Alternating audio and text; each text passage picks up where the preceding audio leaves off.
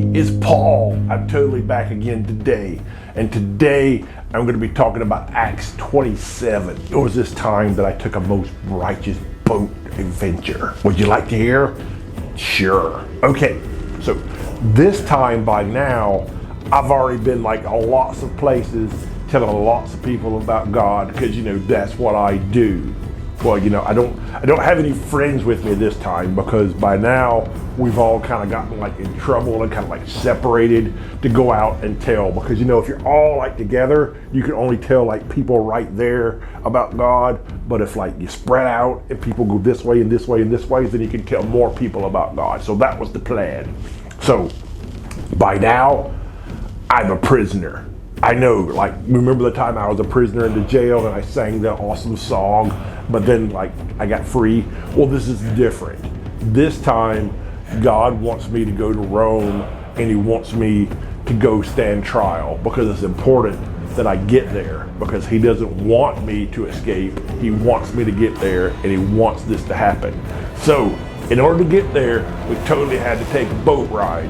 Well, the guard that was riding me, like, he totally like knew who I was, and he totally knew about like God, and he wasn't like for God, but he totally has been like with me, and he had totally has seen like what's going on.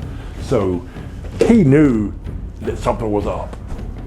So he wasn't like real sure, but he had a job to do. Sometimes when your parents say you got to do this and you're like, I'm not sure if I want to do that, but they're the boss, so I got to do what I got to do. So that's what was going on with that guard dude. So anyway, so I get on this boat and we start to ride, and it's a very nice ride. I enjoy the boat rides, and I'm just sitting there and my hair's like blowing in the breeze, and I'm like sitting there just looking at the adventure. Nothing going on, no problem. Well, we get to the first city, and they even are nice enough to let me go hang out with some of my compadres, so I get to go like get some stuff to take with me, some clothes, and say hi to my friends and my pals, and it was really nice. But then when we came back, they said, oh, you're not getting on the same boat. You're getting on this different boat with this different crew of people.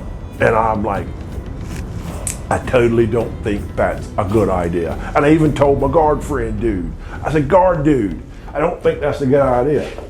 And he's like, well, that's the only way we can get to Rome, and that's the boat that we're gonna have to take. So I don't know what the problem is, but you have to get on this boat. And I'm like, dude, you're gonna like totally regret listening to them, listen to me. So then they asked like the captain of the boat.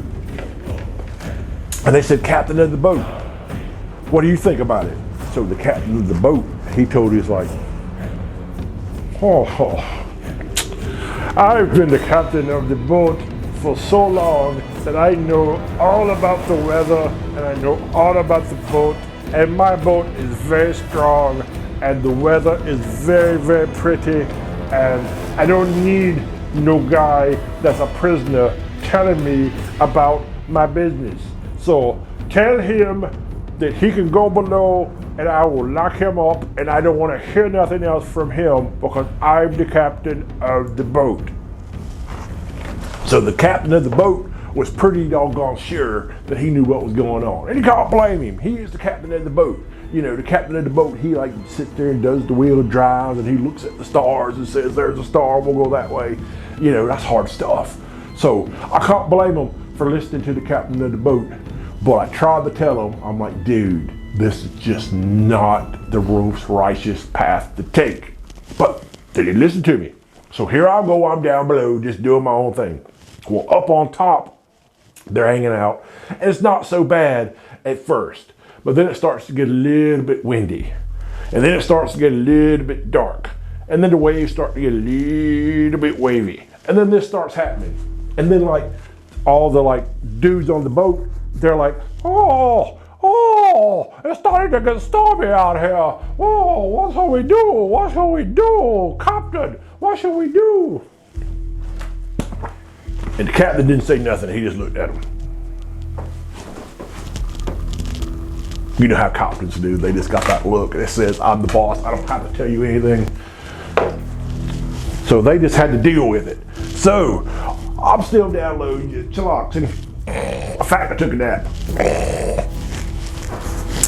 And it's like darker and stormier and stormier. And then it's like all of a sudden things start to crackle.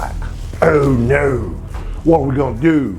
It's like 3 days of like storm and dark and lightning. So they try to decide they're gonna pull in the lifeboat. The lifeboat's like a little bitty boat that when your boat's sinking, you get on the lifeboat. But everybody couldn't fit on the lifeboat. So they said, if we don't pull in the lifeboat, it's gonna like float away or it's gonna break.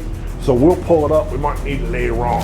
So they pulled it up, and then the boat, like the floor of the boat started to crack and it started to leak. So they got these ropes, big giant ropes, and they ran them and they tied it to like the top of the boat, and then they like threw it under the boat, and then they pulled it back up the other side, so it made like a big circle on the boat, and then they tied like a big knot, and they tied the boat together, so instead of it like falling apart, it kept it together. That was a pretty smart idea, but it still was coming apart slowly. And they're like, oh no, what are we gonna do? What are we gonna do? So about then, it starts to get like even more stormy, and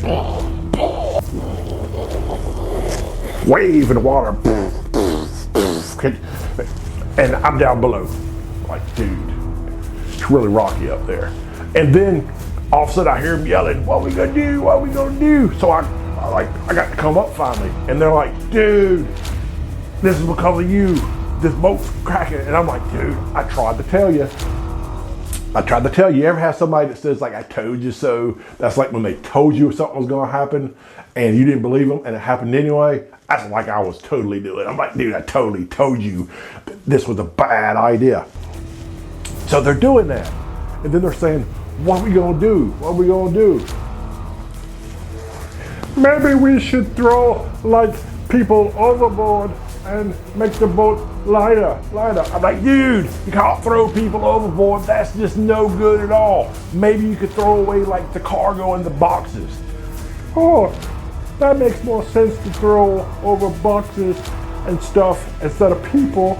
So they start doing that. So they start throwing like the boxes. They pick up them, they throw it overboard. They pick up, and they like threw like all kind of boxes. It was like everything. It was like food and grain and water, and it was like everything they had. So the boat got lighter, so that way it didn't sink as fast, but it was still cracking. So what are they gonna do? What are they gonna do? What are they gonna do?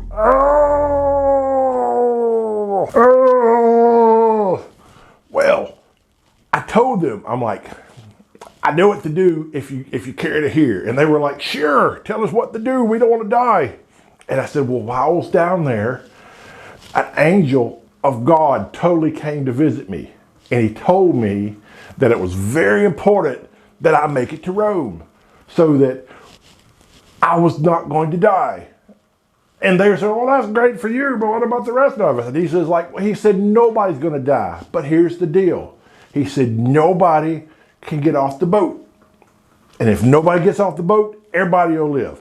Well, they were like, I don't know about that because like water's coming in and the boat's cracking and it's going up and down and we're going to sink and our only chance is to swim for it. And then I looked over to the side and there was these dudes and they were pretending like they were like fishing. They're like, oh, we're just fishing. Don't pay any attention to us. But what they were really doing was dropping that lifeboat. They were going to put it in there and they were going to get in there and try to float away. And I yelled, I'm like, dude, they're totally dropping the lifeboat. Don't let them do it. And then they got caught and they're like, you know how it happens when you're not expecting, you're sitting there and then your mom said, well, and you're like, that's totally what they did. Because they knew that they were doing something they wouldn't do. And they're like, but if we don't get in the lifeboat, we're all going to die. And then they're like, but Paul totally said that an angel said we all have to stay on the boat. So they all thought about it for a minute. And then they decided, you know what? What we got to lose? This Paul dude, he's pretty tight with God. And he has been right a lot of times. So we're all going to stay on the boat. So they dropped the lifeboat and they let it go and it floated away. And it probably went under. I couldn't see it because it was so dark. It had been like 14 days already. Well, nobody was dying. So then I said, okay, if you don't eat and drink, you're gonna die of starvation, not from the storm. So everybody eat. So they brought up some like cookies, and they brought up like, some juice, and everybody's eating it, but it's hard to eat the crackers and the juice when you're walking around. So, like they're like getting the crumbs in their beard, and they're like messing with and it was really, really crazy, but they all got something to eat. And then they all felt, have you ever been hungry and you're like grumpy? They call it a hangry. I'm hungry and I'm angry. Hangry. And that's what they were getting. But after they got a little bit in their tummy, they're like, oh, I feel so much better. I'm not quite as worried as but then the storm started coming and they got all worried again. How can you not be worried in a storm? Well, that's when Paul totally reminded them. God said, everything's going to be fine. Everything's going to be fine. Everybody's got to stay on the boat. Well, the storm started getting a little bit lighter, and it was pushing us towards this island, right? So as we're getting there, we're starting to see like rocks and stuff sticking up out of the water. Well, now the boat people are saying like, oh, I see rocks and stuff sticking up out of the water. We're going to run into it, and the boat's going to crash, and we're going to sink. Everybody, we need to do something. So here's what they said. The rule was always that if a boat crashed, you had to kill the prisoners, because you had two choices. Either the prisoners got dead or they got away. And they couldn't have them get away because they'd get in trouble, so they were going to kill the prisoners, starting with Paul. Well, the guard for Paul totally said, oh, you can't kill Paul. He's most important. We must get him back to Rome.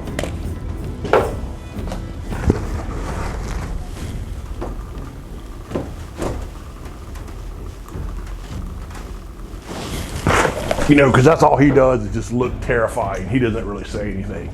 So then they were like, we can't kill because the angel said, and the guard said that Paul has to get there, so we can't kill him. And then that's when I stepped in and I said, dudes, remember I told you what the angel said? The angel said nobody's going to get killed. So you got to trust me. He said, so we're all going to make it to the island, and we're all going to swim in, and nobody's going to get away. So just trust us. So we all got in the water, and then we all just kind of like swam, like one at a time. And none of the prisoners tried to get away because they were partially scared, and they partially wanted to do what God told them to do. They were like scared, so they trusted God. You ever been scared and you're like, dude, I really don't want to do this, but I really think this is what I'm supposed to do. And then they were like, God, please help us, help me not be scared. And then God will. And now you don't know how God's going to handle the situation, because God doesn't always do what you expect, but God totally would help you not be scared anymore. That's what he does. He helps you feel good. So that's what God did. He made all these people feel good, and they all made it to the island. There were 276. That's a lot of people. If you would like to go up to church and sit in the big choir, in the big sanctuary, and listen to Pastor Zach, and all the people were filling up, there's nowhere to sit, and we're like, oh, I came in late, I want to sit, and you're like, excuse me, can you scoot in so there's a place to sit? And you can't find a place to sit because there's so many people. That's about how many 276 is. So that many people on the boat, in the storm, with the lightning and the waves, and all that going on, and swimming and not getting away, all of them made it safe to the island. A lot happened on that island. That's all that I got time to tell you today, is how Paul totally made it through the storm, through the shipwreck, made it to the island, all because, once again, he totally listened to God.